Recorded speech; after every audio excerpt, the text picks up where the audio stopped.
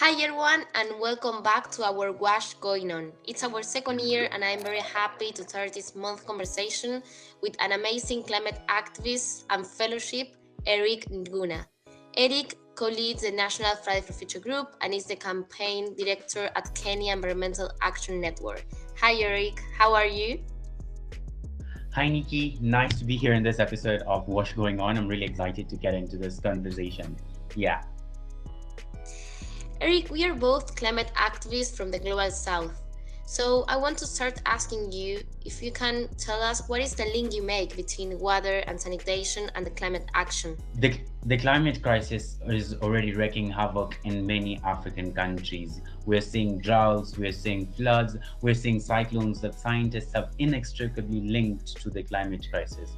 Some of these weather events, like droughts and floods, have, for instance, droughts have led to water scarcity, and as a result, communities have lacked water for domestic use, for sanitation, and even for growing foods. And when there are floods, so many communities use sort of like open toilets, say like open toilets, and as a result, when there is floods, they fly away, including with sewage, and as a result, you see other health issues that come as a result of floods. So the increase or decrease of water in one way or another, that imbalance leads to different issues.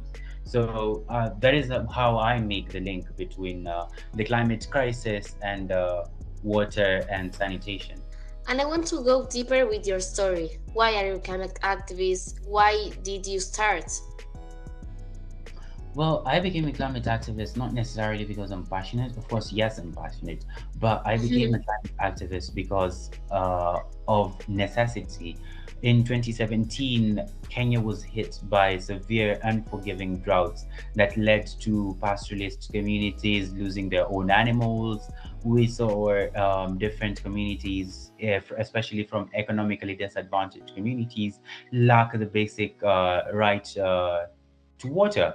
And as a result, I remember seeing my own community here, especially here in Nairobi, there were like water rationing. And as a result, you'd see like people getting water on specific days. And if you're not able to store the water or even afford it, then you're not able to have enough water for your daily use.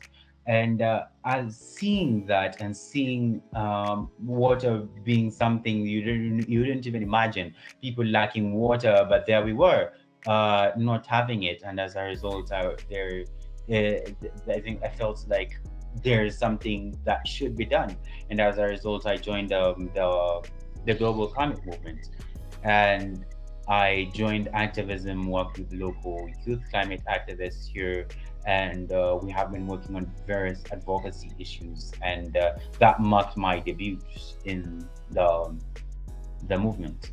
And I want to talk a little bit about COP26. We saw each other there. So I want to know a little bit about your opinion about the outcomes of that COP. Well, to be honest, as I said, even during COP26, is that I did not go to COP26 expecting action. I went to COP26 to see firsthand as world leaders screw the lives of our own communities. And having been there, I can confirm that I saw just that.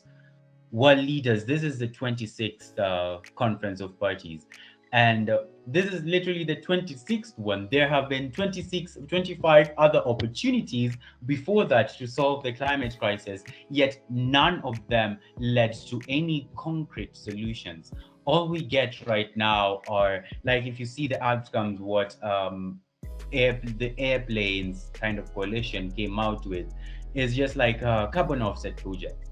And in reality, we know these carbon offset projects do not really necessarily reduce carbon or carbon emissions. In turn, they just plant trees, and in mostly global south countries. And this has been disastrous because, like you see, these carbon offset projects have led to planting of monocultures, which have been dangerous to the unsustainable to the ecosystems here in where they are planted. They've also led chasing away or evictions of communities on their lands, because indigenous communities live with nature, and as a result, in the name of us planting trees, they have been kicked away from their lands. So, and that is literally what is being advocated for at COP26. We've seen uh, different the level of cognitive dissonance, because like the science is clear. Just before COP26, there was an IPCC report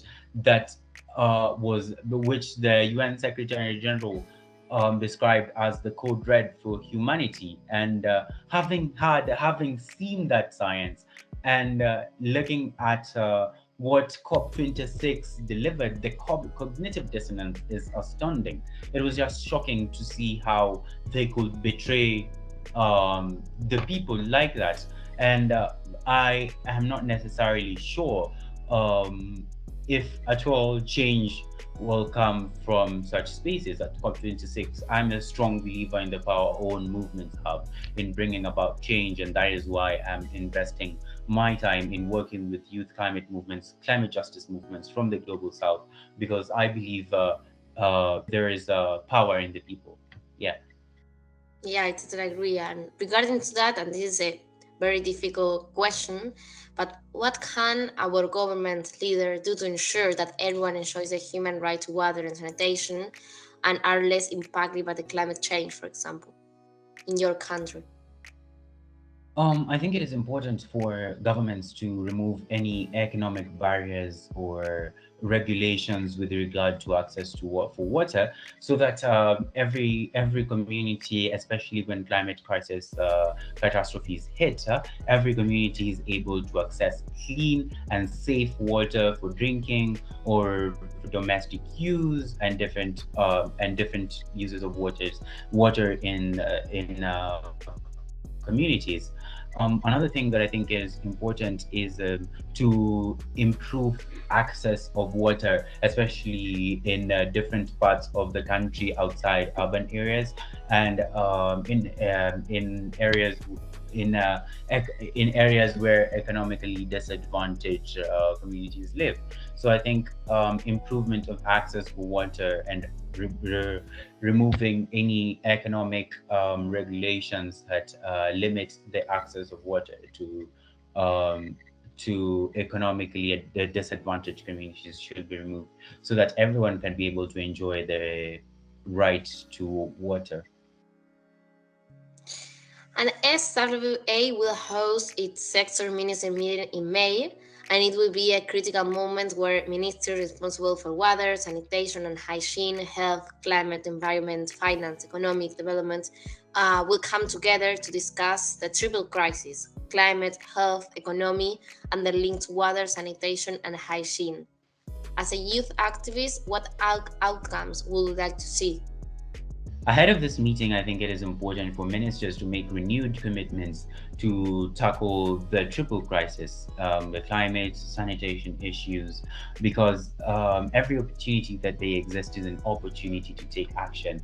And as a result, I think it is important for ministers to listen to the most affected people, not only like the people who are within their reach, but also really the people who are most affected by this crisis, because their voices bear the reality of what this crisis means to them, and as a result, their inputs are valuable, and and will help achieve justice not only for the few but for the most affected people. So I think one thing is to make commitments to listen and incorporate the views, opinions on policy from the most affected people, and doing that would mean that they create engagement forums, and not only engagement forums that lead to nothing, but to actual inputs being reflected in policy. And another thing is that uh, it is important to recognize the neocolonialism that dominates this spaces, global climate politics, and as a result, they have led to um, the, is it like different communities and people in the global south to be disproportionately affected, and sometimes that is even reflected in the solutions that they propose. In the end, they look like they will be benefiting global north countries or richer communities, and as a result, I think it is important to break the barriers and look for policies that benefit everyone. That conference could either be a conference of injustice or justice. Well, thank you so much, Eric, for your time, for your sharing with us your thoughts, and I hope to see you soon.